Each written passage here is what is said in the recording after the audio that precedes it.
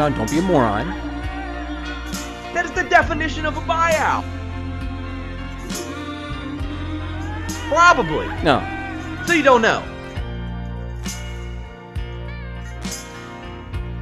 If you'll stop yelling, I'll explain it to you, you idiot, all right?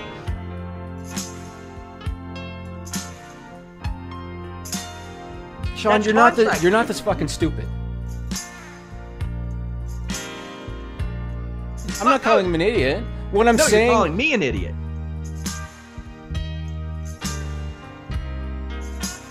Sometimes you talk and you don't necessarily understand everything, Sean. Oh.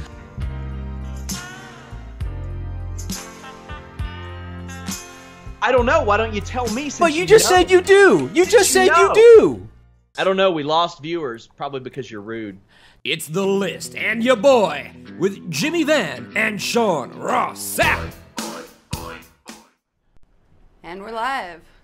Whoa! What's Wow. up, you guys? Melissa getting those reps in. Those first string reps. I was going to say, Nigel upped his estrogen. Yeah, man.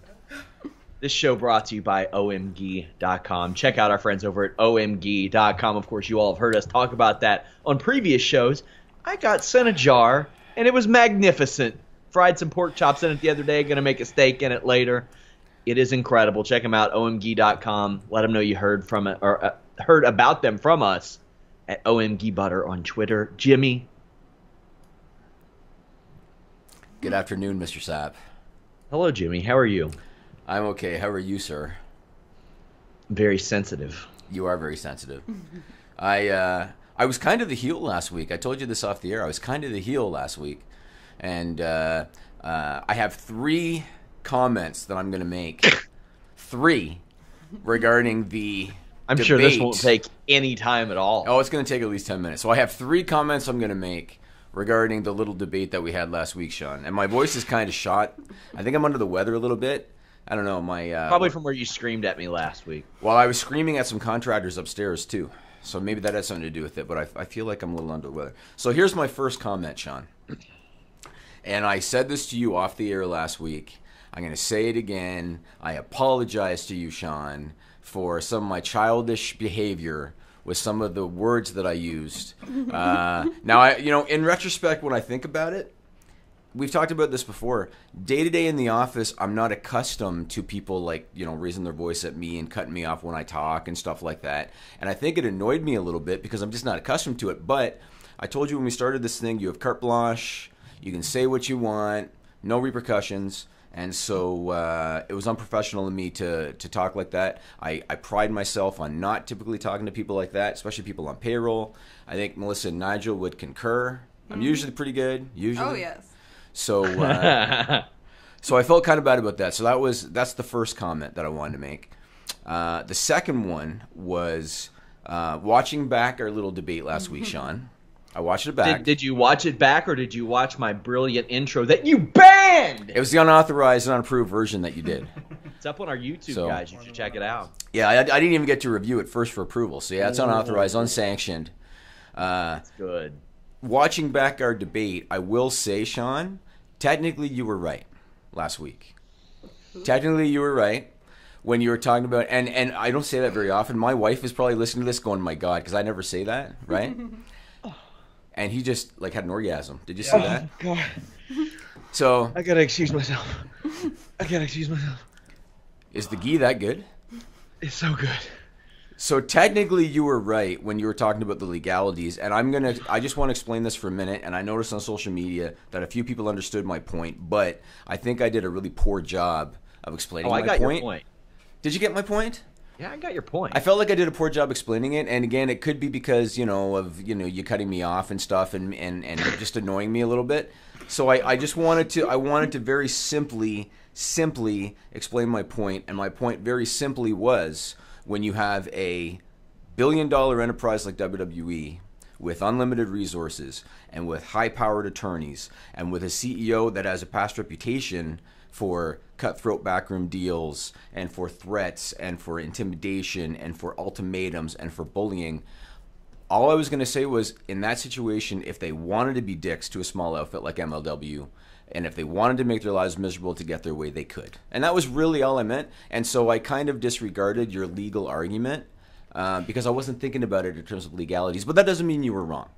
So I wanted to say that. Well, I'll say the right type of offer could make anybody jump. I mean, how did you pull me from, at the time, the most visited wrestling website in the world? Cash money. Yeah, but that was still done legally. I've seen a lot of things that in was business. done legally, yeah. I've seen things done in without a business contract. myself that were not exactly on the up and up. And that's kind of the real world, I guess. But that was my second point. Here's my third point, Sean. You're going to like this one, man. You found Mike awesome. Wow. And Nigel I knows did. Nigel knows did that you he's... see the intro? Yeah, but... No, I didn't. So I what found him. Sean is trying to he's trying to pat himself on the back, saying I thought he had a contract and he didn't. But what I told Sean off the air is the Mike Awesome thing wasn't the epicenter of my point. It was a bad example. That's what it was. But I'm going to move on to my last comment, and I was going to hold on to this one for a few weeks. But under the circumstances, I think I'm just going to talk about it now. So one of my personal flaws, Sean, is that I'm not always the best when it comes to patting people on the back and saying job well done and stuff like that. I'm not always the best at that. I think I've told Melissa that I think she does an awesome job, on occasion. I think I've told Nigel that he does an awesome job on occasion. I think I've told you do an awesome job on occasion. But I'm not the best at always kind of emphasizing it.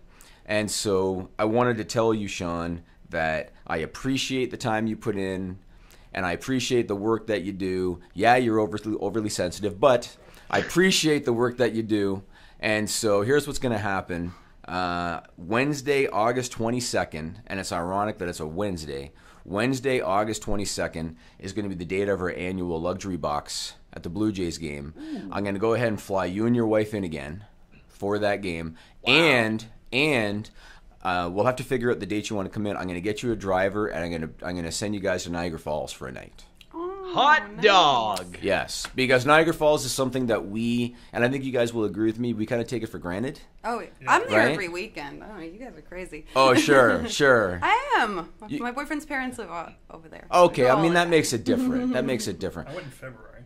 Yeah. Well, there you go. That kind of, and I take it for granted too, because I've been there 1,000 times because the casino's there. So I take it for granted, but people that aren't from the area, it is like a wonder of the world. And so you guys I'm gonna send you there for a day, spend a night up there, and you're gonna have fun. And there you go, Sean. So basically, here is the how things. I know what end you did. from Listen, the debate. listen. You're not fooling me, Jimmy. What? I know what you're doing. What? You're like, okay, I got in an argument with the top guy of Fightful, my top guy. He talks a lot. Was Jeff Hawkins on the thing last week? He did great analysis of the Colt Cabana stuff last night. Oh, that's good. So, he talks 30 hours every month for me. How can I get him to shut the fuck up? I will be so kind and generous to him that it will leave him speechless.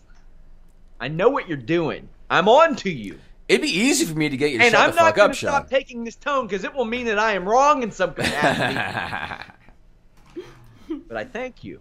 Yeah, it's going to be fun. I've actually, if I'm being honest with you, Sean, I've already had this booked for months. And Melissa and Nigel both know we've had the Blue Jay game booked for months. Mm-hmm. Yeah. And I was planning the whole time to bring you up. But I just wanted to let it wait a little bit. And I like throwing in the little jabs about if I ever bring you to Toronto again. I would throw that in.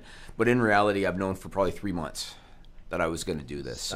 And it's ironic that it's on a Wednesday, which means that we'll have to probably do our show on the Thursday, probably, that week. Yeah. But then we can throw in footage from the game. So, yeah. Right? Oh, yeah.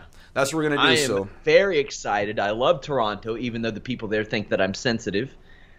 Oh, we know you're sensitive. If Canadians are telling you you're sensitive, Sean, yeah. you might have an issue. And we're like the nicest people in the world. Yeah, but that doesn't mean they're sensitive. Because here's the thing. Canadians never experience anything that would make them sensitive. They don't have to deal with the Mike Glitterises of the world, Jimmy, very often, like your boy does. Uh-huh. I'm very excited. That's actually, I was like, in my mind, I was like, oh my God, is that the week I have a wedding? It's the week after I have to be in a wedding. So that works out great. I'm very excited. It's cool because I would have just told you to cancel the wedding. Yeah, well, it's my wrestling coach, and he can break my neck. So no, that's cool. So we'll set that up. I'll talk to you about dates and stuff. We'll set that all up. Alex Anderson, who was on our members-only podcast today, he's not having any of your apology. Oh, no? He said you're using a pre-planned thing to apologize? Hashtag fake apology. Are Nigel and Melissa getting raises? Quality of the show has gone up a lot with them at the helm. I gotta say, the engagement on our show has improved significantly since Melissa and Nigel since Melissa has become second string producer, essentially. Really? I don't know if she'll be in here every week forever. Yeah, see? I can't guarantee that because she's busy. Yeah. She's here now learning because Nigel's taking vacation next week, so that's why she's in here right now. I have people warning me that you're just setting me up for a heel turn. Okay, I was dying at that comment. I was waiting for you to acknowledge it. Maybe there's going to be a chair shot on August 22nd. I'm excited. I love Toronto. It's a beautiful city. It's the week before my birthday, actually. Oh, yeah? When's your birthday? Yeah. August 30th. Oh, there you go. There you go. Well, it'll be fun, and August is a great time of year in Toronto. And hell, I might even have you at my new house for a night, Sean. We'll see. Ooh, fancy. Yeah, we'll see. I'm excited. I appreciate it. I don't appreciate you trolling me. But you are one of the Don't you love the Clitorises lack of world. gratitude on that? Isn't that something? You are one of the Mike Clitorises of the world, Jimmy. I don't even know if these guys know what you're referring to, but we'll get to it. It was introduced into court. I know, but I don't know if they... We'll get to that in a minute. There's one more thing I want to talk about before we move on. So a few months ago, we had the infamous, for anybody that listens to our show regularly, infamous debate, pancakes versus waffles. And it was proven beyond a shadow of a doubt that pancakes are better. And everybody knows it. IHOP made an announcement on June 4th, and I don't know if you heard about this one. Nigel's got the screenshot, the Twitter screenshot. I'm sorry, Melissa. Melissa's got I'm the sorry, screenshot. Melissa. It's funny now because when I look over, I see Melissa now. She's got the Twitter screenshot, and she's going to put it up. And here's the quote from what IHOP said on their Twitter. For 60 pancaking years, we've been IHOP. Now we're flipping our name to IHOB. Find out what it could be, with the letter B, on June 11. Now, I think breakfast. You think bacon? Think it could be bacon? No, okay. I thought it was like for a day. It sounds No. like they're changing their name. Yeah, probably breakfast then. I was thinking breakfast. What do you guys think? Melissa, what do you think? Don't give me dead air. What do you think? I was a little concentrated on something else. What were you looking at? Wirecast. Oh, okay. You're just learning. I'm sorry. Okay, Nigel, IHOB. What do you think the B stands for? It's got. I would say either bacon or breakfast. That would be my guess. Because Now- bacon is like. I never thought about if this could be just a short-term promotion or if it's going to be like completely rebranding. I never thought about that. If It it came is a off- rebranding, I think it's like breakfast or something. Right. I mean, and even breakfast is a little, I don't know, little limited. Yes. I used to wrestle, do grappling tournaments for the Ohio Grappling Challenge, and they changed their name to the American Grappling Challenge because they didn't want to seem so regional. They didn't want to seem restricted. Right. I could see them doing this, but yeah, IHOB. Wow. IHOB. Yeah, we'll see. I mean, it's a harder name to say, so I still think it's just a promotion and that it won't be forever. But the way they wrote it for 60 pancaking years and all that, I guess we'll see. But I wanted to bring that up when I heard about it. I have eaten more pancakes over the last since that argument and crepes than I did in years before, just because I started to get paleo pancakes, but we got a waffle iron, Well, so I because cut that pancakes shit are out. better. Yeah, because pancakes are better. So The crepes were okay. Let's move on to CM Punk. So I'm sure most people that listen to the show probably heard about this now. He was victorious in the defamation case against alongside Colt Cabana against Dr. Chris Amon, who's WWE's doctor. I didn't follow every single detail of the case. I understand that the lump was the big thing and whether it existed and all that. Yeah. All I'm going to say is this. I heard some of your post-SmackDown podcast this week, and I heard Jeff say he thought that that the jury was going to find in favor of Chris Amon. That actually surprised me when Jeff said Me that. too. I thought for sure Punk and Cabana were going to win, and here's why I thought Punk and Cabana were going to win, because it was a jury trial. I think if it had been strictly based on a judge, Dr. Amon had a better shot, my personal opinion. Because it was a jury trial, my opinion is it was going to be difficult for him to prove that the podcast did damage to his reputation when he got promoted after the podcast dropped. Oh, yeah, his professional reputation particularly. Right. So to me, that was going to be a very hard sell. And then on top of that, the fact that he was looking for $1 per listener of the pod in damages, so almost $4 million in damages. I thought it was going to be a very tough sell. And so when they came back after 2 hours in favor of Cabana and Punk, that didn't surprise me one bit. Now, I will say one thing. I heard that some of the jurors afterwards were approaching Punk and Cabana and shaking their hand. Is that true? That's weak. That's what was said, and Okay. if so, that's iffy. I mean, as I mentioned off the air, I didn't want the person filming the interview with CM Punk to refer to him as CM Punk, my friend. I don't like that. Oh, because Steve did that. Yeah. Yeah, and that's the only, and he filmed vertically. Shout outs to you, Steve. But I don't like the palling up with people from a media perspective as best as I can. Right. I mean, there are people I interview, obviously, sometimes that happens. I mean, but we don't like, hey, buddy. And jurors doing that? Yes. Who are supposed to uphold the legal system? That's completely different than media ethics. That's Yes. that's particularly egregious. Yeah, it's like they somehow were able to get a bunch of Marks. wrestling fans. Yeah.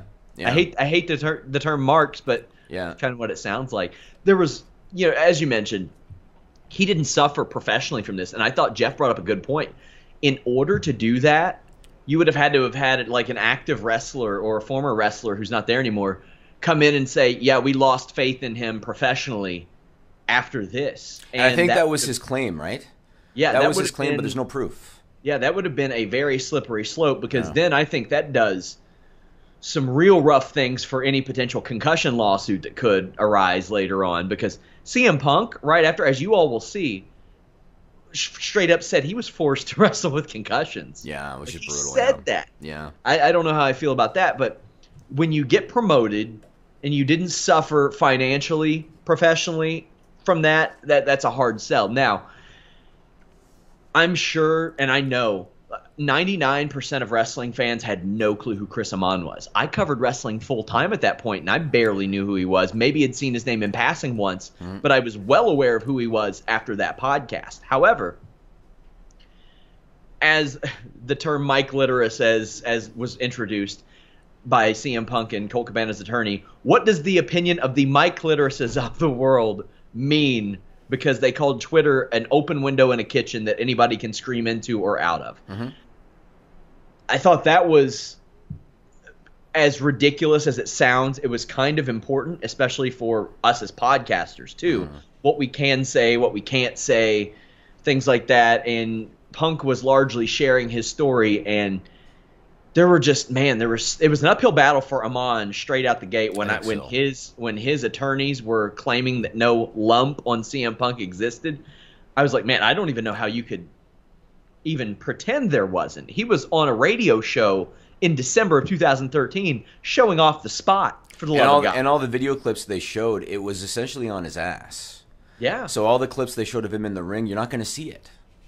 Yep. Right? Because remember, they zoomed in on some of the match footage.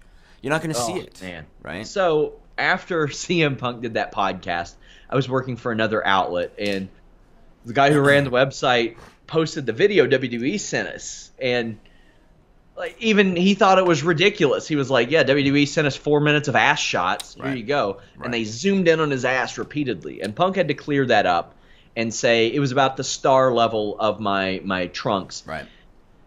Now, when you're dealing with that area, it is kind of an in-between type of thing. Like, it's very close, and I'm sure that the thing grew to probably where he thought it was his back and his ass. Like, and probably very uncomfortable sitting, I bet. Based on the location, Back bumping, imagine that. Yeah. Or taking hits into the turnbuckle. Yep. And for Chris Amon's attorney to pretend that didn't exist when you have massage therapists and AJ Lee and texts from Zack Ryder who was concerned about it, all this stuff, man, I think that did them in. The one situation in which I sympathized a bit for Chris Amon in was when they showed some of the tweets, and that was a handful of them. Those people probably didn't have a clue who he was before that. Mm-hmm. And their first impression of him is that he is a quack, essentially. but I don't know that didn't necessarily affect him professionally. It affected him personally. Oh, I'm yeah. sure his argument was essentially, this ruined Thanksgiving for me. Mm-hmm. And unfortunately, that's you can't win a lawsuit based off that. Have you heard anything about plans to appeal? I have not, but by the way that CM Punk and Colt Cabana made it sound, it didn't even sound like they wanted to recoup defense costs. They just want to walk. Yeah. They just want to walk. Speaking of, I mean, we can go right into it. CM Punk, here's our discussion with him after that ruling. Steven Milhausen here with CM Punk, and how do you feel, my friend? I would never be able to describe how. I mean, I'm happy. You know, I'm super happy. I'm relieved. I'm happy for Colt Cabana. You know, my friend Scott first and foremost. You know, I'm happy for me second. You know, I'll always protect my friends and my family before me. I was watching you after it ended, and they announced the verdict, and it seemed like £1 million were lifted off of your shoulders, and that's what it felt like to me. Was that the? Yeah, this has been, you know, in a word, I think it has been pretty frivolous, and I'm shocked it made it this far. But you know, I was always confident because all I had to do was tell the truth, you know, and in the end, you know, I'm super grateful towards the jury for coming to the correct verdict. But you know, still being in court is nerve-wracking. So the fact that this is all over, and I'm hoping it's all over, and I hope I never have to talk about it again, and I never have to hear certain names and certain words, and I don't have to relive me being forced to work through concussions anymore and hear people's testimony about it. I'm just happy it's over. It's a good day. One of the happiest days of your life, knowing that now this chapter of your life, the WWE life, is officially over. I mean, if we can 100%, without a doubt, say that, yeah, this would be one of the happiest days of my life. But I'll always be looking over my shoulder, I think. I know we're going to be talking in a few days for Media Day coming up on Thursday, but just real quick, how are you feeling fight-wise? You look in fantastic shape, so it feels like everything's going as planned right now as we head towards Thursday. I feel good and I look good. Definitely look good. I'm not trying to cut a promo or anything, but I think in a weird way, this trial made me even more ultra focused on what I have to do on Saturday. Congratulations. I'll see you Thursday. Thank you. So CM Punk obviously very relieved. And another thing, and I'll write about this in the Fightful Wrestling Weekly this Friday, there were questions about the friendship of Colt Cabana and CM Punk perhaps dissolving because of this. And I know that through the grapevine, Colt Cabana was very, very stressed about this because he doesn't have $4 million laying around. Yeah. And maybe CM Punk does, because CM Punk made the reference before. He's like, I can't remember if it was $10 or $20 million, and how people said, you can't live off $20 million the rest of your life. And he's like, are you kidding me? Mm-hmm. I can't live off of that. Mm-hmm. So, and that was before the UFC deal, right before the UFC deal. So we don't know how much money is in there. He seemed very relieved. I was surprised to hear him say that it made him more focused on this week's UFC 225 fight. But if so, good for him, man, because I think he needs a win here, just almost for his legacy. A win over Mike Jackson really means nothing, but for his legacy as a performer, essentially, I think it's important that he picks up an MMA win. I find myself rooting for him just because he had to deal with this shit. Yeah. And like Cabana's interview, I'll tell you something about Colt Cabana. He has never made a ton of money. He's made a living for himself. He's never made a ton of money. The legal fees alone probably were a hit for him financially. I remember years ago, do you remember when Daniel Bryan did the DVD with him, and it was right before Daniel Bryan was going to WWE? Do you remember that? Wrestling Road Diaries. I actually interviewed Colt for the 3rd edition of that. I think it was about a year ago. Okay, so I bought that at the time when it came out, and when I got it in the mail, the return address was written in pen, Scott Colton. Like, he did all that himself. Yeah. And that's how he's been able to eke out a living all these years. You know, he's really had to hustle. I have a lot of respect for him. And he said on his video, he was 34 when this started, and he suspected it was going to be a few years. Now he's 38. 4 years they've been dealing with this shit. Yeah. So he's a very versatile guy, and I think that increase his longevity in wrestling because he's doing color commentary for Ring of Honor, and he's awesome. He's one of the best color commentators in the world right now. He wrestles for them sometimes. He still does a lot of stuff on the independent circuit, but he was really ahead of the curve in doing those wrestling road diaries things that those are real good. And the podcasting, man, was he was ahead of the curve with that too. And obviously the Punk one, I mean, I personally listened to the Punk podcasts I think 3 times just because they're interesting to listen to. It's almost a part of wrestling history, those podcasts. And now I refer to, I think it's the week of Thanksgiving, the first week of December, without fail every year across MMA or pro wrestling, some big interview drops.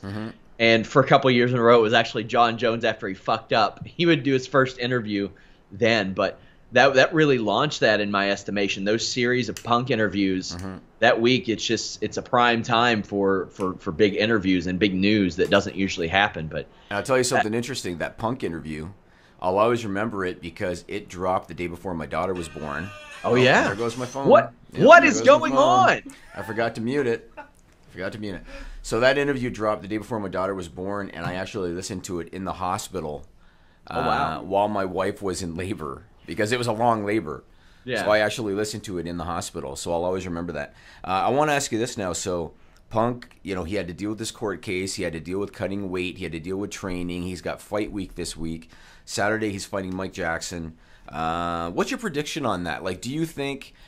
I'd like to know how his training could have gone. Obviously, he's in a really good gym with Rufus Sport. Yes. But 3.5 years. How do you think he's gonna do? I mean, obviously, Mike Jackson has been around longer than he has. But it's not like he's exactly been crushing it as a professional either. So what do you think is going to happen? Yeah, there's so many question marks surrounding this. It was hard for us to predict it, but we did do predictions on the Holy Smokes MMA podcast, myself and Showdown Joe.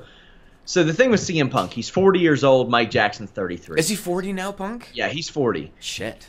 And there are very few. There are maybe, you can count on one or two hands the number of 40-year-old fighters that are in the UFC right now.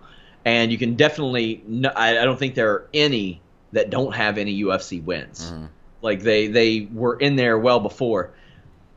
Mike Jackson's a lot younger, and one of the things that's kind of stuck in me that Mike Jackson said is, "Oh, he can't catch up to my level." And I was like, man, no offense to you, but you have no wins as a pro. You have 4 wins as a boxer, but the combined number of wins over those opponents is 0. None of those fighters that ever won boxing matches. Meanwhile, CM Punk is training with Ben Askren and Tyron Woodley and the Pettis brothers.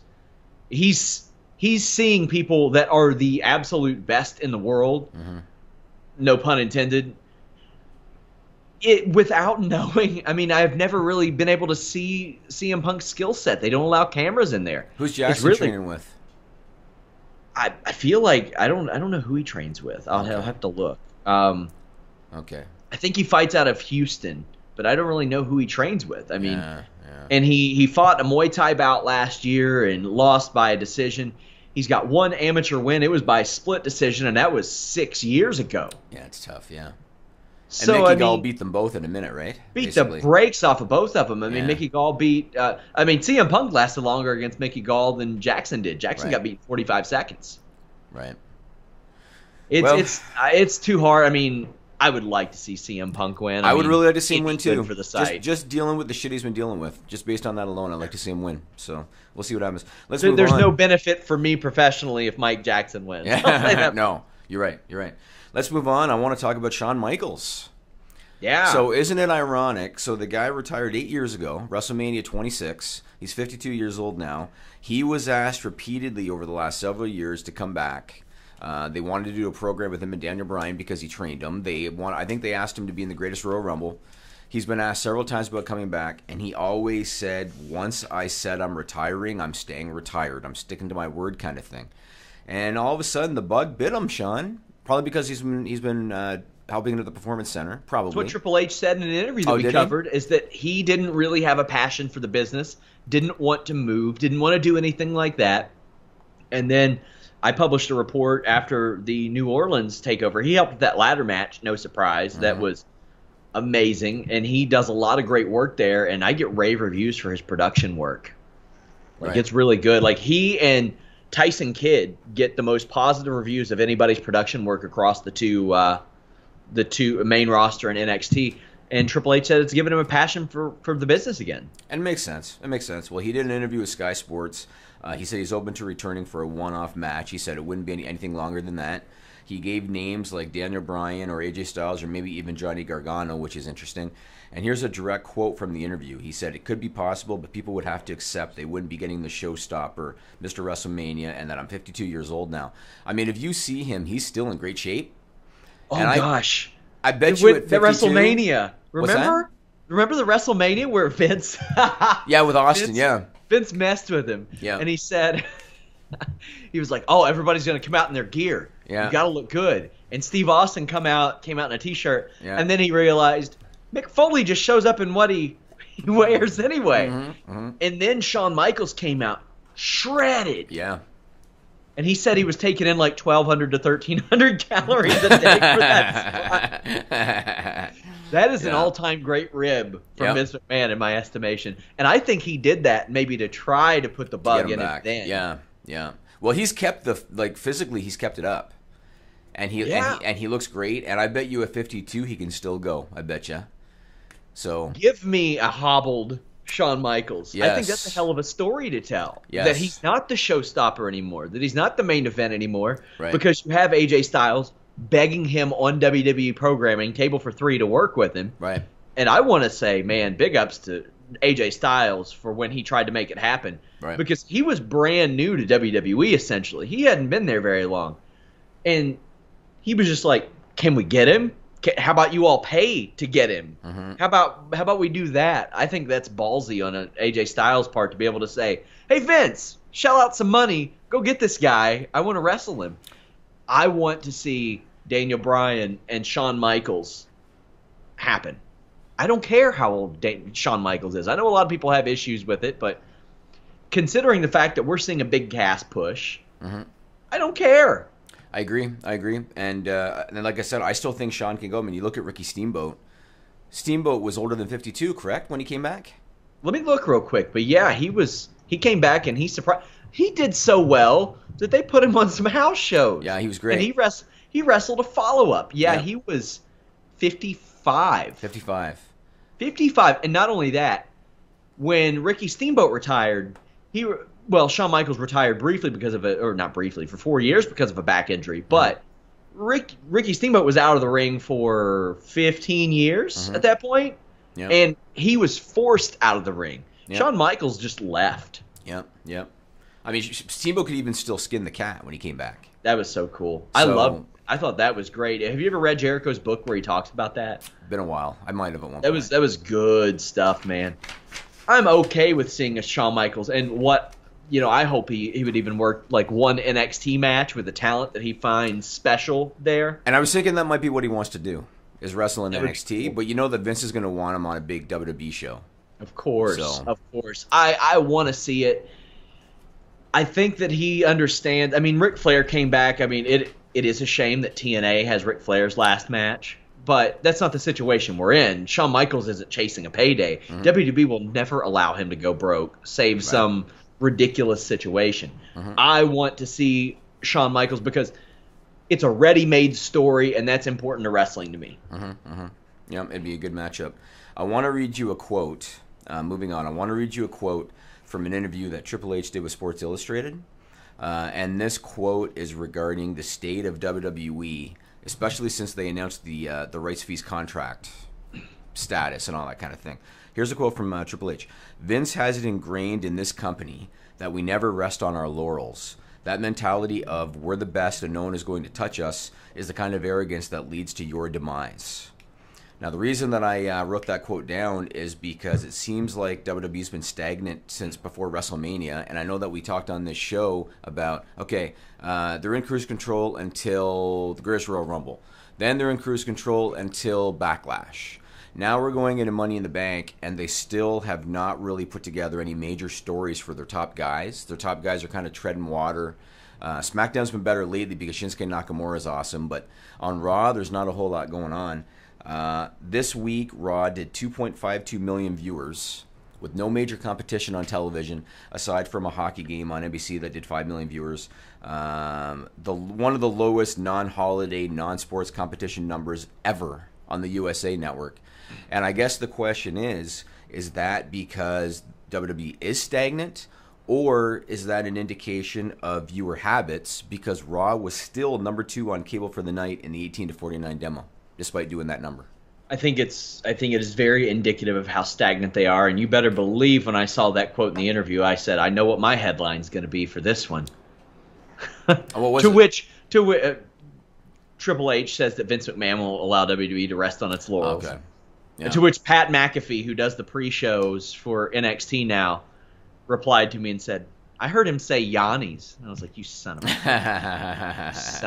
bitch. Well, I think it is stagnant, and I've mentioned this, I think it was on a Fightful Select podcast.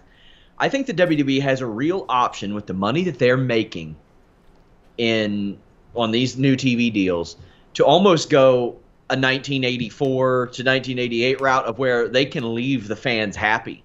They're getting their money, so why not focus on creatively satisfying the viewer and putting asses in seats? You've got money that's going to last you a real long time now, and they're going to have to shit the bed really bad, or TV's going to have to fall really hard for them to get less money on their next deal. It could happen. And they got 5 years. I doubt it. They got 5 years. Yeah. They got 5 years. It's a lot of time to work. Yep.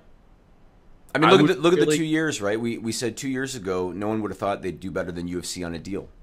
And in 2 years it did a switch. So they could be 4 years into the new deal and then decide in that 4th year to get their shit together, and they could really have a good solid 5th year and then get a big contract again. It can happen that fast. And I hope it doesn't happen because, I mean, we've seen some glimpses of brilliance from WWE. The Nexus intro, they had a bunch of people who would be eventual mid-carders and jobbers, and they made a great intro based on that. The CM Punk stuff was an awesome angle.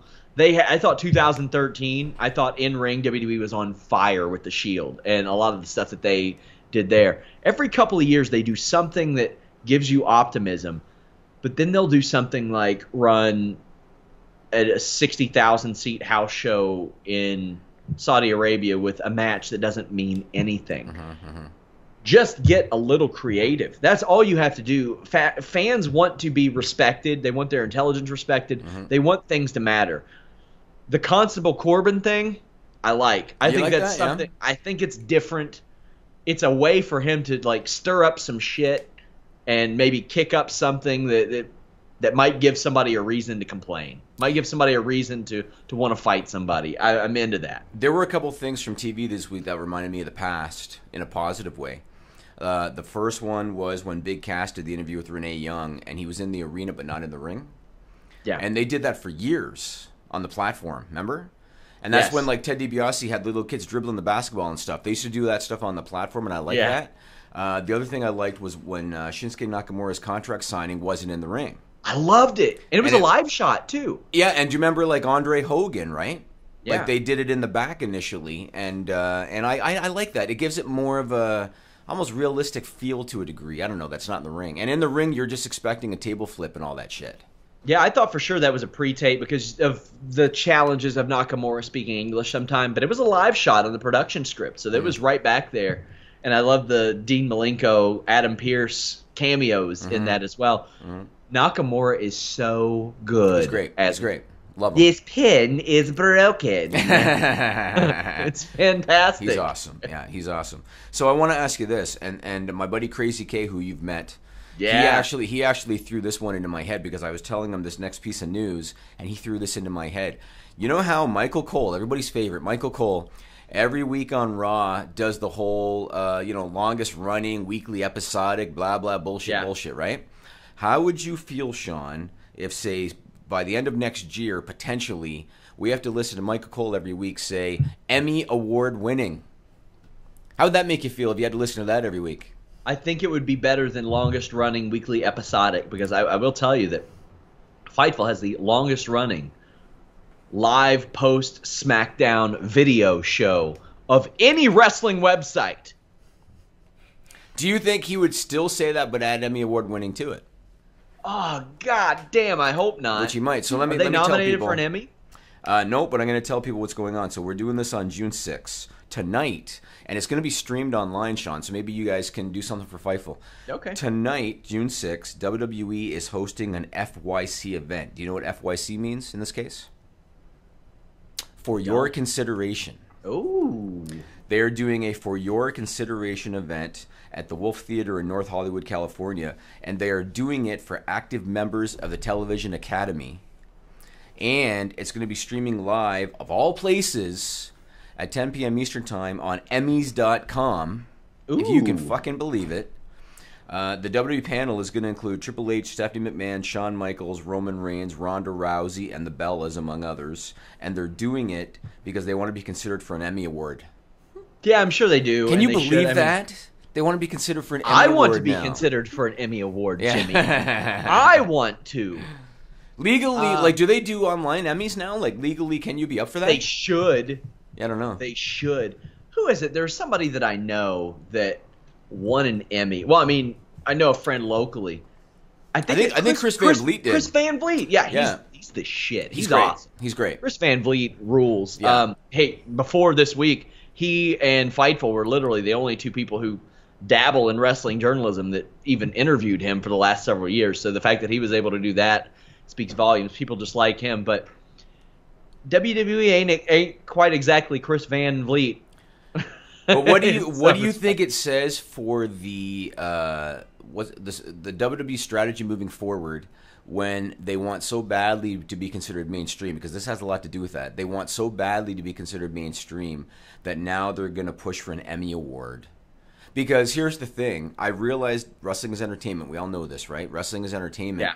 But I've always said that, and maybe you agree or disagree, I think wrestling's at its best when you're able to blur that line. Yeah. Right? And when you're able to watch the show and think, there's a shoot in there somewhere kind of thing. When you're able to blur the line is when it's good. And now if they're going to go even further into acknowledgement, I guess, of the entertainment aspect by going for an Emmy Award, I don't know, man. I think Vince's dad be rolling over in his grave, honestly. Bold prediction, category they will not win. Outstanding technical direction, camera work, video control for a series. For sure. That ain't WWE. What would they be up for? Like, what category? Because I don't know the categories. Well, there's a lot. I'm looking at them right now. You got they ain't winning outstanding makeup. They could win some cinematography stuff, but they probably want stuff. Outstanding show or something, right? Whatever. Maybe, but if they stopped with some of the stupid shit that they did, they might be able to win some of the live directing and things, things like that. I mean, it's all political bullshit anyway. Hey, get Bianca Belair on the main roster. You'll win outstanding hairstyling for a limited series or whatever the hell thing it is. Wow. Hey, get Renee Young on a reality show as a host, and she'll win outstanding host for a reality. Or you could argue that WWE is a reality program. They could do that. I'm sure they would. They love to do that. Yeah. But I think Renee Young could win an Emmy. Yeah, I think she could. She would deserve it. I think Renee Young could win an Emmy wherever the hell she worked. The fact that she had to stand next to Cass, because as much as I liked the idea of the outside the ring promo, I hated the fact that Cass, and it's not his fault because he's just following orders. He had to spend the entire promo making fun of everybody's height and Daniel Bryan's the little guy, and it's so agitating. It's like, you're not good just because you're tall. Being tall doesn't make you good. I think that's the gimmick too. He thinks he is, but he's not. I think his words would have been a lot more this week had he not been beaten on pay-per-view in 7 minutes by Daniel Bryan. Right. And that promo that Daniel Bryan cut on him after the show was great. Yeah. It's good stuff. All right, let's move on to Stupid People.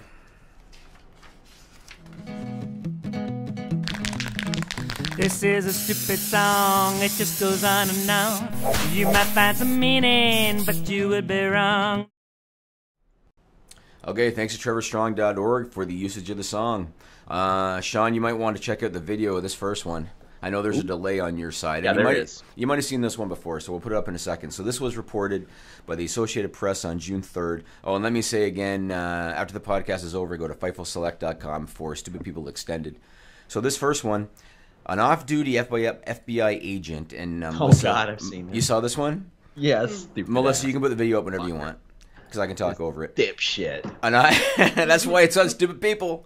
Yeah. An off-duty FBI agent dancing at a nightclub in Denver, Colorado, accidentally discharged his gun and shot another patron in the leg. The agent did a backflip that made the gun fall out of his pants, and when he went to pick it up, he accidentally made it go off. Thing's got a hair trigger. There's a news reporter for 9 News Denver named Ryan Harrer. He posted the video of this on Twitter. Charges are being determined by the Denver District Attorney's Office. Guy had a loaded gun in his back pocket at a nightclub. Dipshit. Yeah, it's really, really odd. He's really getting odd. his ass sued Yeah. so hard, and he's gonna lose. He'll have to be settled. He won't even make it. No, they'll He settle. looked like he was about to bounce off the ropes and hit a knee drop, a la Rope Dog, because those were some shitty dance moves, and the backflip, not that impressive, coming from a guy who can't do one. And after the gun went off, he was almost nonchalant about it. You know? Aaron Hayden, one of our columnists, says, the gun went off and only like 2 people in the circle walked away. Yeah. It was the club in fucking Beirut. Yeah, I can't sum it up any better than that. No. Nobody was phased even. No, who knows? I shouldn't say it, but Colorado's had their challenges. Maybe, who knows? This next one, that's all I'm going to say, Nigel. That's all I'm going to say, Nigel. There. This next one was reported by the Associated Press on May 31st. So there's my agent calling me because I just sold my house. So this was reported by the Associated Press on May 31st. A 24-year-old man named Ryan James Barr out of Moundsville, West Virginia, is in custody on $50,000 bond with the charge of child neglect creating risk of injury after he put his 2 young kids in a dryer, shut the door, turned them on, and then took videos of them and put them on Snapchat. Can you believe that? That was ridiculous. He claimed he put his daughter in there because she was always climbing in and he wanted to teach her a lesson. And he Oh my god. That's what he said. And he claimed he put his son in there. You're gonna learn today. He claimed he put his son in there to teach him not to be scared. By putting the fear of God in him? Oh my god. Now, Sean, let me tell you something. And I'm going to say this because I know Sean's going to agree with me on this, and I know you're an animal fan. You're going to agree. I don't know if Nigel's an animal fan or not, but you're going to agree with me. You know, sometimes in the winter, especially Toronto gets cold, and there are times in the winter, and I'll be walking down the sidewalk, and I see, especially on Yonge Street in Toronto, a dog tied up outside of a coffee shop, like in the dead of winter, shivering, while the owner's sitting inside having hot chocolate. And there have been times that I see that, and I think to myself, I want to wait for this monkey to come out, and then I'm going to take the leash off the dog, and I'm going to put it on them, and let them sit out there in the cold for a while. When I hear stories like this one, Sean, I would love to take that jackass, throw him in the dryer, and let him deal with that for. Can you imagine how terrified a little kid would be? Oh yeah, going in a dryer like that. They didn't say the ages in the story. That's miserable. Yeah, what a piece of shit. What a piece of shit. So he can rot. You know? We should do one piece of shit of the week. Piece of shit of the week. Yeah, we should switch it up sometime. We could probably do something. Yeah. Maybe we could use the Happy Gilmore clip on that. You know what I'm talking about? You pieces of shit for breakfast. Yeah. Yeah. All right, this last one. This is for the SRS file. Yeah. Reported by the UK Metro on June 2nd. There's a new fashion trend, Sean. Another one. Is it going to prowrestlingtees.com/Fightful to get beautiful, butter soft, but not butter soft, ghee soft Fightful T-shirts? Because it should be. That's a ghee soft T-shirt? Yeah, it's a soft. Doesn't that mean it would run I would like right to off get a you? white one up there. We need to get like a white Fightful shirt with black lettering up there. We could probably hook that up. For the summer, man. There you go. We can look it up. So, back to the fashion trend. There is a clothing brand out of China called GU Company Limited. And they have created a new fashion trend. And Melissa's going to put the picture up. This is a penis pocket. Ooh! It is a pocket that is placed directly over the penis area of pants. It's done in a contrasting color so that they can draw your eyes to it. So they do it in a contrasting color. And it actually functions as a real pocket so long as the pants are zipped up and buttoned up. No, they're penis dumb. pocket. Not new. That's not new? That's a cock sock. That's what that is. Not new. Behind the trend. Those existed before? No, but it rhymed, so I went ahead and said it. So I watch. Sometimes when I'm working, I'll put something on for background noise. I watch Naked and Afraid on Discovery. It's where they drop two people, butt-ass naked, essentially, out in the jungle or the desert or some shit, and they've got to survive for 21 days. Naked? Yeah. Really? Sometimes they build clothes, but a lot of times they don't. But yeah, they get bug bites everywhere. That's the only practical use I can see for that. I mean, the pants in general would be practical in that case. Yeah, I mean, for the cock sock, or what is it called? The penis pocket. But in that case, I'd probably like rip the penis pocket off and see if the girl needs it in some capacity, you know? Yeah, well, in some capacity. Yeah, that's just dumb. It is. It ain't gonna catch on. It's not gonna work. Well, there you go. And once again, go to Fightful Select after this for Stupid People Extended. So let's move on. This Saturday, New Japan Dominion. From Osaka, Japan. Programming note for that, guys. I do have our predictions up on YouTube. They will run on Fightful tonight. They were on SmackDown Live post-show last night. But the Fightful Select Weekender podcast this weekend will be a free preview because I'm going to review Dominion on that show probably Saturday afternoon, Saturday evening before UFC once I get a chance to take in that New Japan show. But every week I review 205, Ring of Honor, NXT. You get the drill. Everything non-Raw and SmackDown on that show. So let's talk about the major matches. So it's taking place in Osaka, Japan. The major matches, Kenny Omega versus Okada for the IWGP title. Chris Jericho versus Tetsuya Naito for the IWGP Intercontinental title.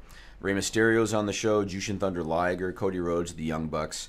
Do you think that Jericho, his second major match, or second ever match back in Japan this run, do you think he's going to lose again? Or do you think he's going to win the title? I want to preface this by saying this is all speculation on my behalf. I don't really have an in with a lot of New Japan people, so this is all just predictions.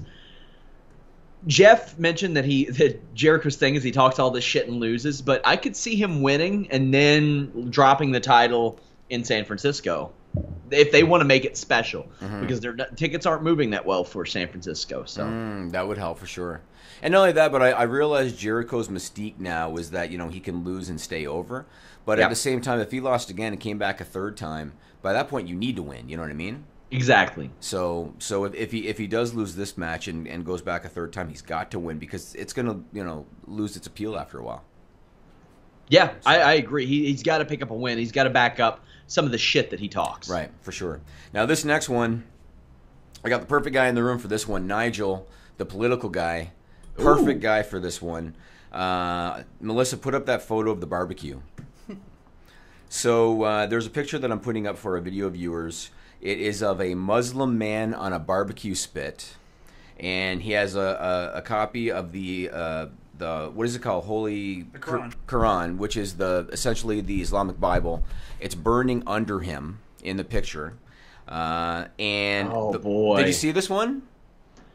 Yeah. Okay, so let me tell this story. So the woman that posted that, she goes by the name Amy Meck on social media. She self-professed pro-Jewish, pro-Christian, pro-Donald Trump. She's been accused of being anti-Muslim. She claims that she's not. She's anti-radical Islam, is what she claims. The reason I'm bringing this up is because a guy by the name of Luke O'Brien from the Huffington Post, he revealed her identity. I learned a new word, Nigel. Was it dox? Doxing. Yeah. Had you ever heard that before, Sean? No. Doxing. Doxxing. Oh, okay, yeah, I have heard that. Okay, I had never heard of No, yeah, doxing. Doxing, yeah. I had never heard of doxing. So doxing means that they basically reveal your identity. That was a new one on me. And so he revealed her identity to be Amy Jane Meckelberg. And this is wrestling related because her husband was a WWE executive by the name of Sal Sino. He was the VP of Global Content Distribution and Business Development for WWE. And based on her actions on social media, he was fired by WWE. And so I wanted to ask Nigel, what are your thoughts on this seemingly innocent man being fired from his job by WWE based on the actions of his wife on social media?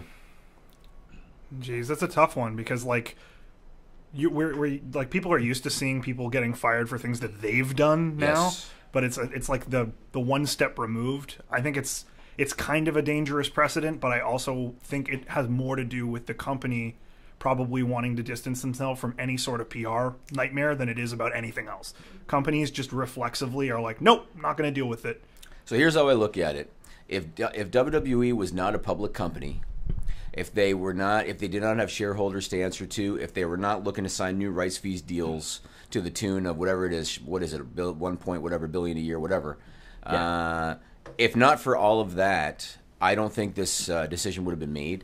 But I think under the circumstances, they almost had to do it. If it was my company, which is a small company, not public, and if Nigel's girlfriend was posting pictures of a Muslim man on a barbecue spit, I would say, Nigel, just make sure that you don't post pictures of a Muslim man on a barbecue spit, and you're cool. And that's basically the way that I would look at it. But it's not surprising me that WWE did it. But when I heard about it, I thought, well, that's kind of an interesting situation. Anything I post on social media now, I think in my mind, how will this look when my wife, who wants to be a teacher, if her employers start to look into that? How will that look? So I got to keep that in mind. However, and this is a touchy subject because some of the stuff that she posted is pretty rough. Pretty bad. And they don't want to be associated with that at all. And now she's trying to present herself as the victim now. Because she's going after this Luke O'Brien guy now, trying to get him fired. Yeah. You know?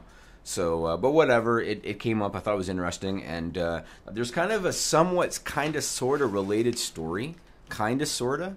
And this is another one that I love Nigel's opinion on stuff like this, man. So, the UK's independent publication reported on June 1st that Al-Qaeda, and anybody that's not familiar, Al-Qaeda is the radical Islamic group that was founded by Osama bin Laden. So Al-Qaeda has warned the Saudi Arabian Prince Mohammed via a statement that WWE's Greatest Royal Rumble event was sinful. And here's a quote from the statement that they sent to Prince Mohammed. Disbelieving wrestlers exposed their privates, and on most of them was the sign of the cross in front of a mixed gathering of young Muslim men and women.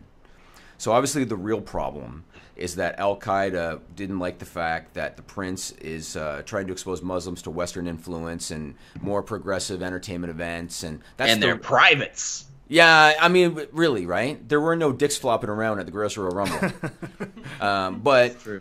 That's... Although New Day did ask Miz to help them reveal their member to the universe this week on SmackDown, which I thought was hilarious. Good thing they didn't do it in Saudi Arabia, I guess. Yeah. But anyway, that's the real issue that Al-Qaeda has with it. My question is, do you think, and this is for Shawn, I guess, as the wrestling guy, do you think that this is going to impact the future of WWE shows there because they signed a 10-year deal? This is only the first show of a 10-year deal, and it looks like it's a 20-show deal over 10 years. So do you think that's going to impact future shows? At this point, I would be very surprised if that 10-year deal ends up seeing the end. Hopefully, socially, everything progresses in the world to where we don't have to worry about shit like this, and where they don't have to worry about shit like this. Over here, it just seems so dumb. Yeah. Keep in mind, I'm reviewing shows on Fightful Select, like the Backlash show, and I'm like, oh, wow, China used to wrestle with her ass cheeks hanging out. Yes. And literally, Road Dogg refused to leave the ring. He said, oh, hold on, Billy. Hold on, Billy. Before you go, you got to show him that ass. Yep. And I'm, what? What did Road Dogg used to do before the Pump Handle Slam? Well, he, quite frankly, butt-fucked somebody. Yes. And that was part of his regular skill set in the ring. Yeah. Like, they've come a long way since then, but obviously when you're talking about that culture, can you imagine Attitude Era wrestling in that culture, Shawn? Could you imagine Bayley doing that to somebody? It'd probably get her over better. It might. But it might if she went the complete opposite direction. Yeah, but it's, I don't know. You hear things like that, and it does kind of make you wonder, could it be a security risk down the road for them? But, yeah, I hope not. I mean, I had my fair share of issues with the Saudi Arabia thing because women couldn't wrestle on the show, and I think that's stupid. But not everybody's going to share my culture, so. All right, let's move on to the next one. So PW Insider reported that Madison Square Garden is actually unhappy with WWE because lately they've been running most of their New York area shows at Barclays Center, which is true. They've been doing most of them. I'm sure it's much more cost-effective for them. And now as a result of this, MSG has actually waived their long-standing exclusivity, and they've booked a date with AAA for September. I know that Dave Meltzer said that he's not sure the show will actually happen. It's a pretty damn big venue for AAA, but and expensive. But MSG has set that date aside for them in September. Now, this comes right on the heels, literally the next day, after WWE announced that they're going to have The Undertaker on their next show at MSG on July 7. Against the Cow Palace show in New Japan, by the way. Oh, is it July 7? Same day. Oh, okay. Oh, and UFC 226 International Fight Week. Miocic. Oh, Cormier. no, that's the same day? All three, same day. Oh, man. R.I.P. in peace. I'm watching the Cormier fight that night. Oh, I am too. That's a big fight. Yeah. But anyway, that's what's going on. What do you think? Do you think that this is just, MSG just trying to pull their weight around? Or do you think I don't see how AAA can afford to run that venue. They're not going to sell it out. So, again, this is speculation. I'm trying to find out. But there have been some stuff that Pat Fannin has realized. He's like, there's a lot of guys working.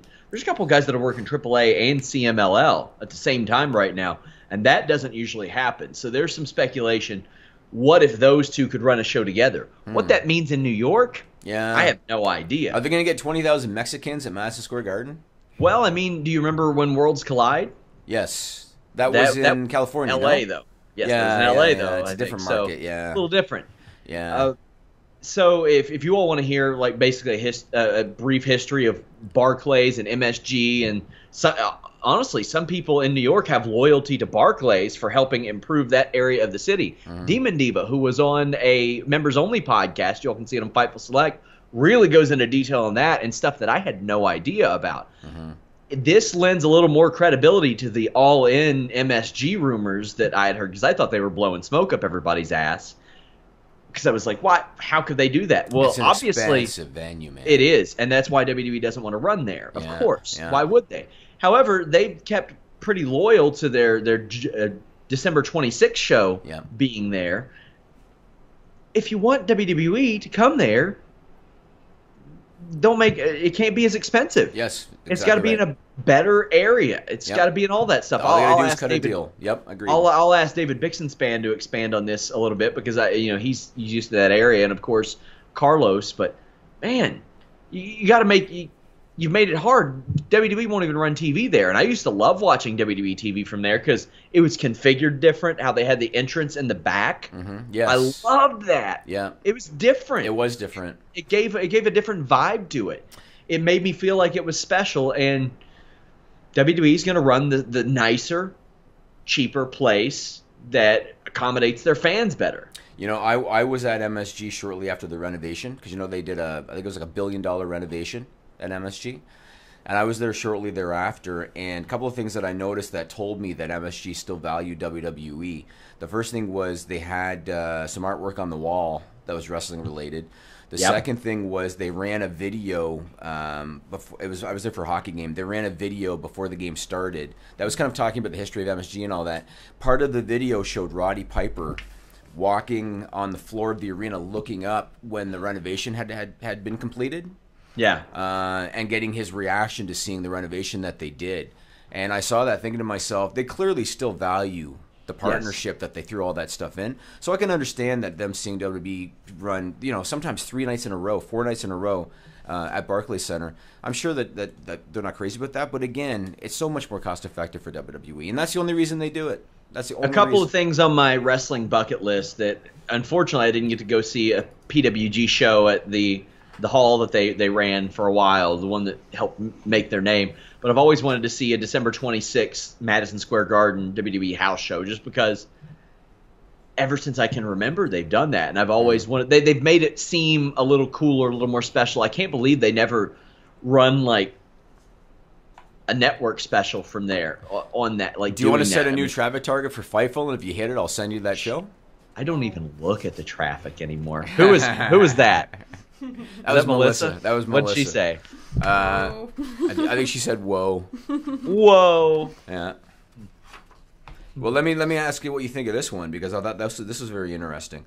So WWE created a website called WWEPerformanceCenter.com, where they are now linked to a friend who wants to try out today. Really? Yeah. So it's funny you say that because I was going to mention this. So they're actively looking to recruit new talent online for the Performance Center through this website. What I was going to say to you is, can you imagine some of the monkeys that applied through the site? Because you remember when they would have the Tough Enough tryout shows? Yeah. And you would have, some guy that was 110 pounds and 5'1" because he was a wrestling fan with a belt on his shoulder, thinking I'm going to be the next WWE superstar. And I'm not knocking these guys because they have a passion for wrestling and that's cool. But in terms of reality, no chance to be a talent in the company. But there's going to be a ton that are applying through that thing. I'd like to know in our business we call it the conversion rate, Shawn. In my business, I'd like to know the conversion rate of applicants to recruits on that new website. So I passed it along to a guy named Adrian Thomas, who is an indie wrestler. He was an MMA fighter, still does a lot of training. And if you look at him, you're like, okay, that's the type of guy that WWE would want. You all can follow him, ADRE_OTM on Twitter. A quick shout out for him. But I was like, not a lot of people would I think I'll pass this along to. Right. But I look at him and I'm like, okay, you're the type of guy that if WWE just glanced at you, they'd be like, all right, maybe we'll bring you in for a tryout type of thing. Oh, by the way, he's done some stuff with Reality of Wrestling, I believe, and so I'm sure he's got a good ear. But that's the type of person that I would recommend do that to. But you're gonna have a lot of people. I remember when I was at the Arnold Classic, and they promoted public tryouts. They weren't open tryouts; they were public tryouts. Mm-hmm. And I'll never forget this guy in it's not a cowboy hat, but it was similar to a cowboy hat, in a long overcoat, and he was a big fella, and I don't mean that by him being tall. And he was mad, and he was calling WWE out in the middle of this crowd. I thought this was open tryouts. I thought it was open tryouts. And then you see what they go through just for show. And it's like, buddy, you just need to go home. Nigel, you want to do me a favor? Sure. Are you dying again? Yeah. Yeah, I'm under the weather, Shawn. See, you have me. I've got this cough that I have all the time. And now I'm like, Kara, I got to get a checkup. Give me 2, Nigel. Sure. Yeah, thanks. You're just doing this on the air. You're Walter Whiting me again. No, you know what? I felt it coming on yesterday, and you can probably hear it in my voice today. And my son had croup. My wife was sick from going to the zoo, and I think I got it. I think I got it from them. So I'm trying my best to fight it off. So. But yeah, there's going to be a lot of people who aren't like an Adrian Thomas that are going to just apply because, okay, I don't know if you've ever seen it on some of the messages we get on Fightful. There have been a few times where people will be like, put me in touch with Daniel Bryan. And I'm like, really? That's not what we do, guy. Melissa, that have happens? you seen those? Yeah, oh yeah. Oh gosh, if you open up our Facebook thing, there's a lot of people from other continents, I'll say, that are like, how do I become WWE superstar? And I'm like, really? Now I got a link to send them. Yeah, thanks, very WWE. Good. Very good, very good. Get that engagement up on Facebook. I got to put up this next photo. This is the Undercover Boss one, Melissa. Got to put this one up. Now, do you remember, Shawn, when WWE had the prank special on their network? Yes. And one of the episodes had Vince McMahon in disguise at the front desk. Yeah. And it was very clear that unless you're an idiot, you would know damn well that's Vince McMahon. And I would kind of question. It was one thing when he was playing with, say, like a Pure Later guy, FedEx guy, or something. That's one thing. But when they would have WWE employees coming in and out, I would think to myself, this has got to be set up. How do they not know that's Vince McMahon, right? So is the photo up? Mm-hmm. So that photo that you see is of Stephanie McMahon. She's going to be on Celebrity Undercover Boss. Her episode airs next Friday, June 15th at 8 p.m. Eastern Time on CBS. My question again is, if you work for WWE, how do you not know that that's Stephanie McMahon? Anybody on that show that doesn't know that's Stephanie McMahon and you work for the company, you're either a complete fucking moron. That's one of my favorite words, Shawn. You're smiling. You're either a complete fucking moron or it's staged. Because how do you not know that's Stephanie McMahon? I just want to tell you, those of you who were duped by Stephanie McMahon, I'm excited for you to join me in Toronto when Jimmy Van flies us all in for the Blue Jays game. Come on an empty stomach. I'll tell you that much. Oh, yeah. But how do you not know that's You setting gotta the man, be a Shawn? fool to fall for that. Absolutely.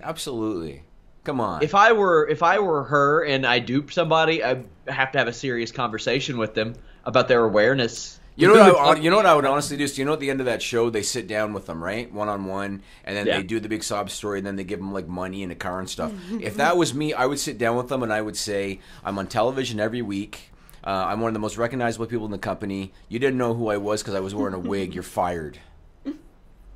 That's probably how I would end the episode. And she would say, "And that's exactly how I act on TV every single week." Right. Yeah. She does. Right, exactly. Except she wouldn't slap him across the face. But somebody from Swerved is suing Titus O'Neil for like kicking them. I heard about that because it was the way he reacted, right, or something? Yeah, I think I can't remember exactly what happened. I think he stands a much better case than Dr. Chris Amon did. Yes. Who unsuccessfully tried to sue Colt Cabana. Here's our conversation with Colt Cabana right after the ruling. Melissa was scrambling on that one. I've been here the whole time, and me and you talked about 40 minutes ago, and I asked how you're feeling before the verdict, and you're like, ask me in 20 minutes. Yeah. 40 minutes later, how do you feel? Yeah, I mean, I was confident throughout this whole thing, but it's just, my lawyer told me very early, like, you just never know. A jury could be feeling this way one day or whatever, so you just never know. So, but at the end of the day, the jury came to the right decision, the decision that we all kind of felt was obvious. But again, I feel great. It's just all finally, hopefully, all done. I can get this out of my life. I can move forward and just, I don't have a lot of negativity in my life, and this was bringing some unwanted stress. So I'm just glad that that's kind of removed now, hopefully. What is this last almost 3.5 years? What has this been like for you? Yeah, the worst. I mean, it's the worst. It's just always on your mind. You're always thinking about it. Even when you're allowed to not think about it, it creeps back in. And so it's upsetting that the system takes so long, but it's just the reality of it. You have to deal with it. And I just remember being like 34 when it happened and being like, I'm going to be 38. Like, it's so long when this is going to finally be wrapped up. And here we are, 38. So. What have you learned about yourself throughout this whole process? I mean, it sounds more like I've learned about the legal system, I guess. But, I never said to myself, like, have I done something wrong? Have I done something bad? I always knew that was Punk's story, and he wanted to tell it, and I never thought there was anything wrong with that. So there wasn't a lot of self-checking or self-realization in the moment, to be honest. What advice would you give fellow podcasters? Get insured. Now, why is that? And you said that. Yeah. What is that? Just cases like this, they can just come when you don't expect it, and if you're not insured, the money's coming out of your pocket. I thought the coolest moment was when you and Punk embraced, and I could see you both crying. And what was all that like when you guys finally saw you guys just crying? It felt like all this weight of the world was released on you guys. I mean, he was, when he was done with the podcast that we did, all this weight was off his chest, and then it gets sucked right back into it. Not only that, into a court case, into all this stuff and all this money and everything's involved. So I knew the relief he felt when he was done. So I got a good sense of the relief he felt when he was done with this court case. And with this, what would you like to say to the Colt Cabana fans? I mean, everyone was supporting me. I mean, not everyone, but my fans, I constantly get updates and people were with me and have been for so long. And it's just nice, like, validation that a jury of my peers, they got it. Thank you, Court. Thank you. And we're back. Okay, we have articles up. We have a breaking news podcast up yesterday. All that stuff can be found at Fightful.com and, of course, our YouTube, youtube.com/Fightful. If you all don't subscribe to that, please do. Hit the bell for notifications.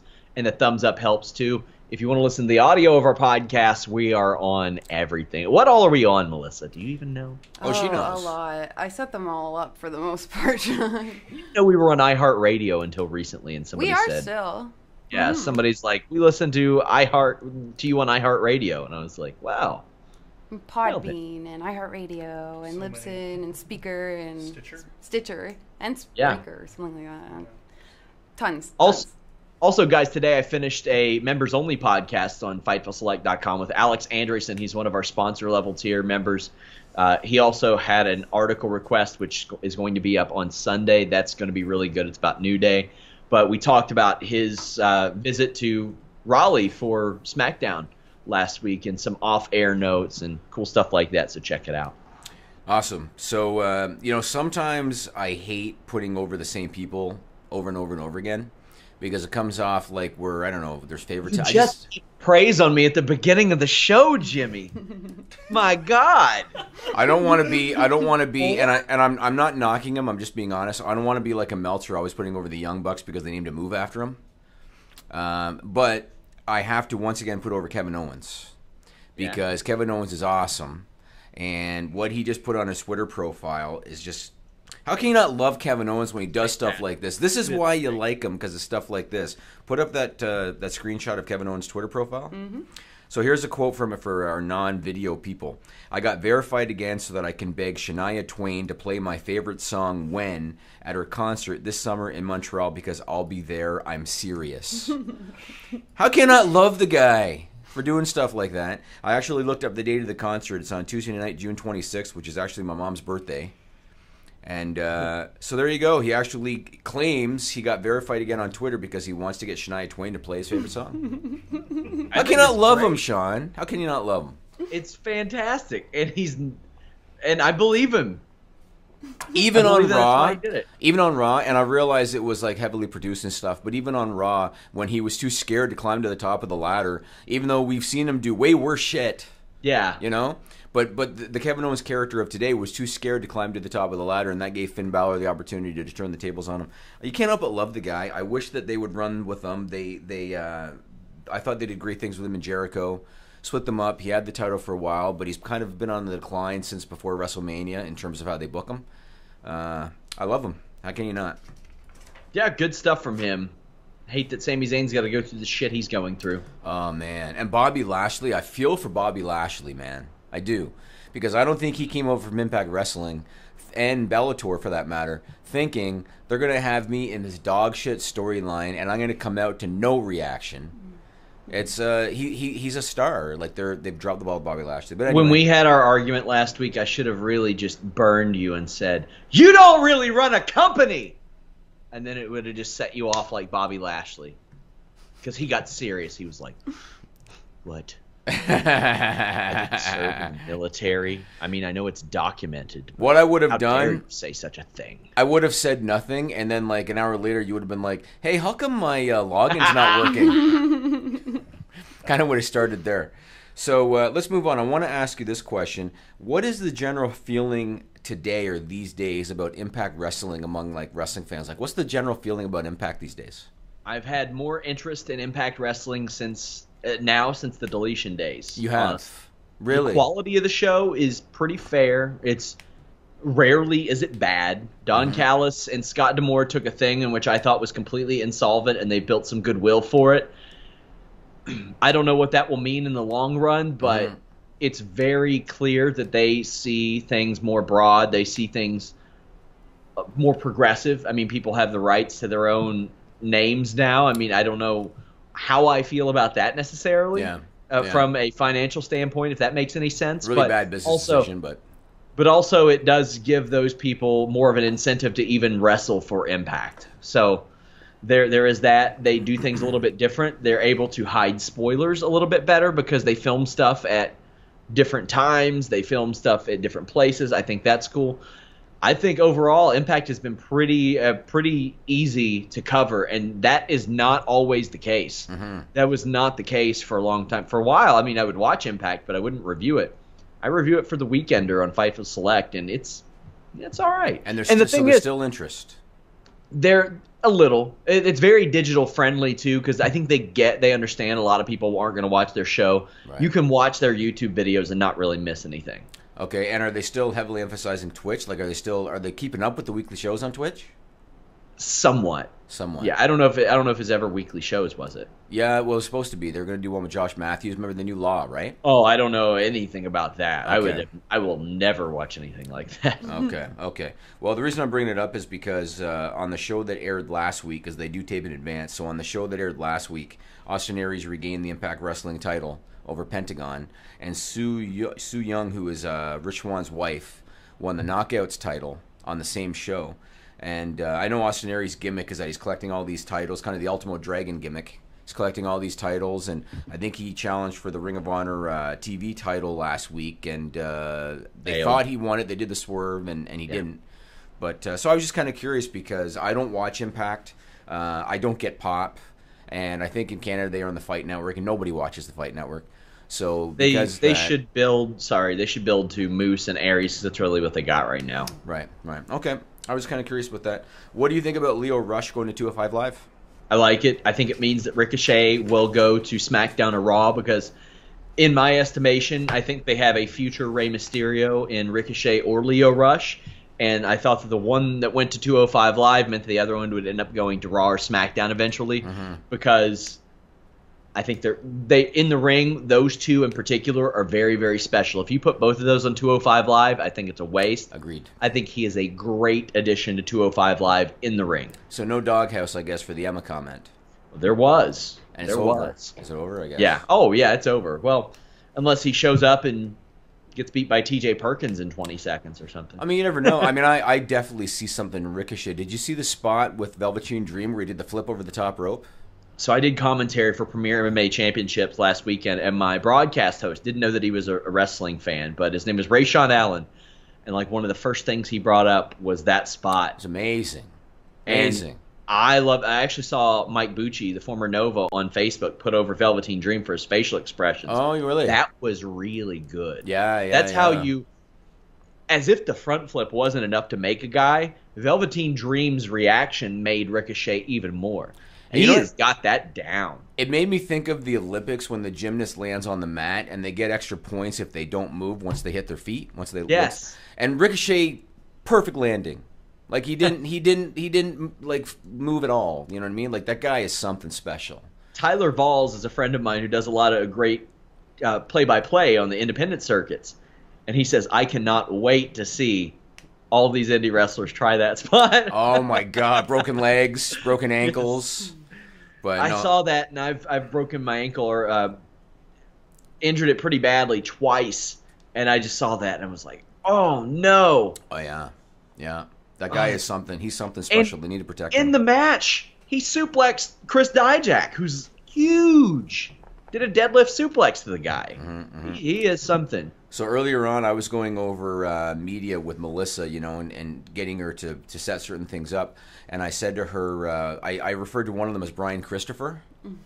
And Melissa said, I don't have that. I have a Brian Lawler. And I said, oh, it's the same one. His dad is Jerry the King Lawler. And she goes, I know that name. So go ahead and put up the picture of Brian Christopher, Brian Lawler. What happened? Did he slide in Melissa's DMs when she was like 17 or something? Yeah. You never know. So this is a recent shot of him. He was arrested Tuesday night. He was arrested Tuesday night at the Hampton Inn in downtown Memphis for staying in a room with another wrestler named Terry Teague without paying for it. They used a credit card. They didn't have any funds available. And I have, you know what? I've covered enough stuff with people getting arrested. This is the first time I'd ever heard of the term theft of services.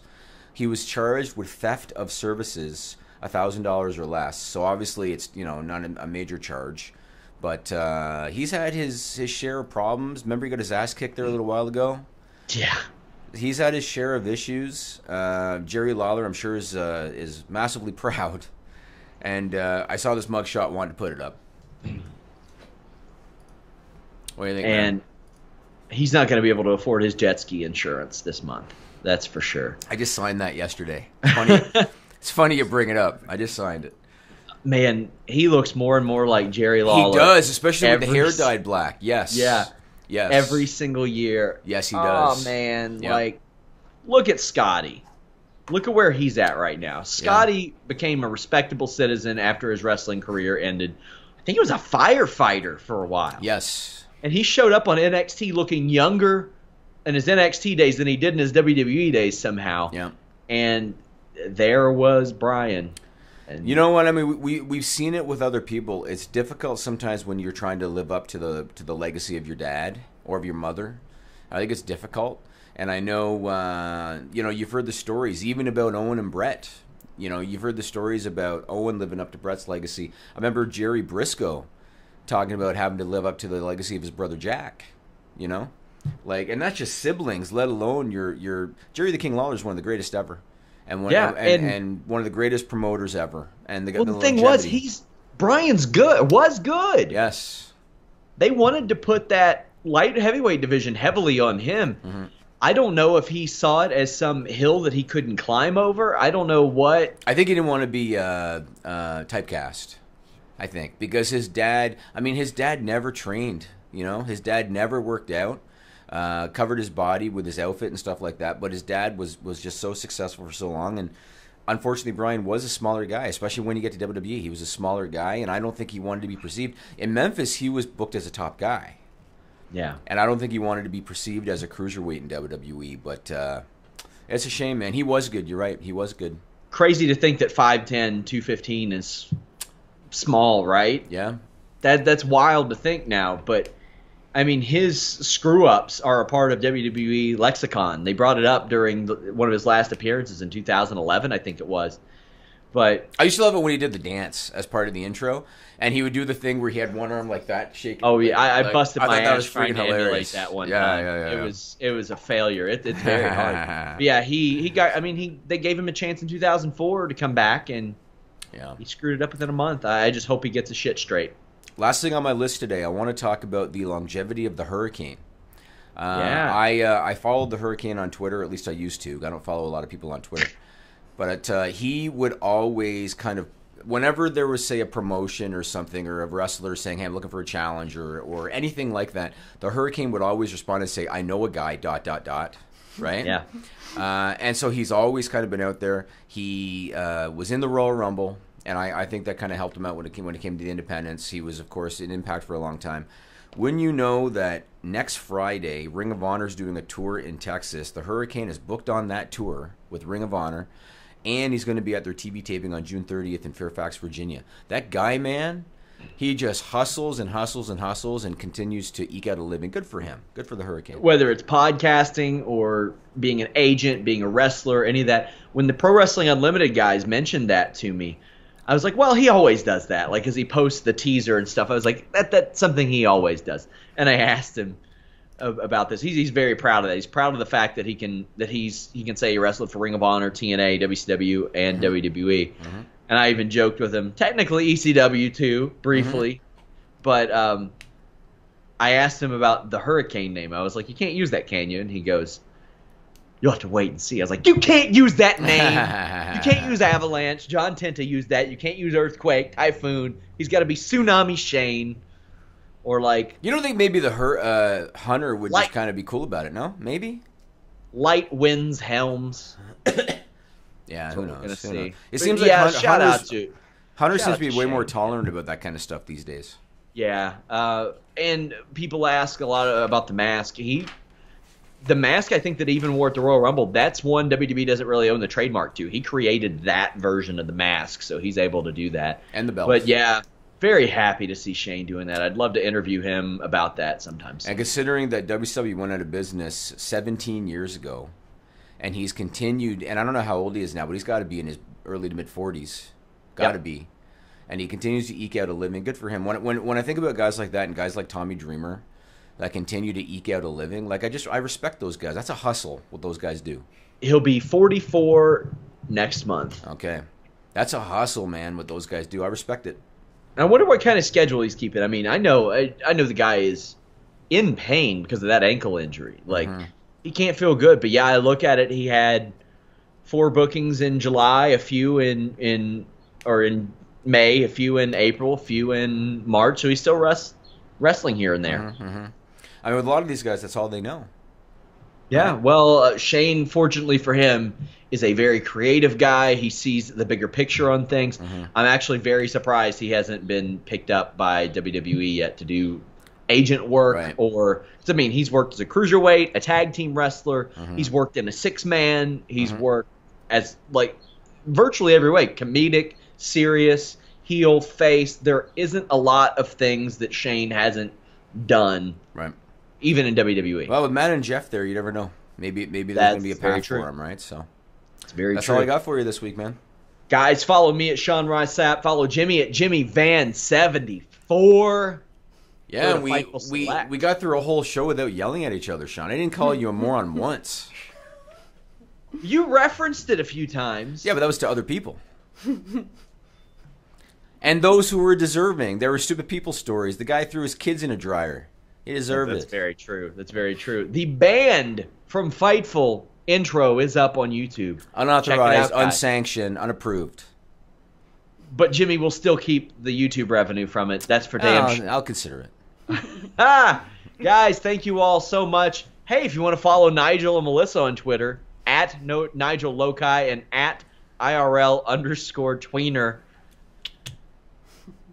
I'm ashamed that she knows what that even means. Oh, she knows. Yeah. Well, have you seen her forum tag? No. Her forum tag is Melissa Banhammer Wielding Tweener. Good for you. It was like one of the first wrestling terms I learned. Good for you. It was pretty clever. It was used right. Go to Fightful Select. We're doing Stupid People Extended. We are out.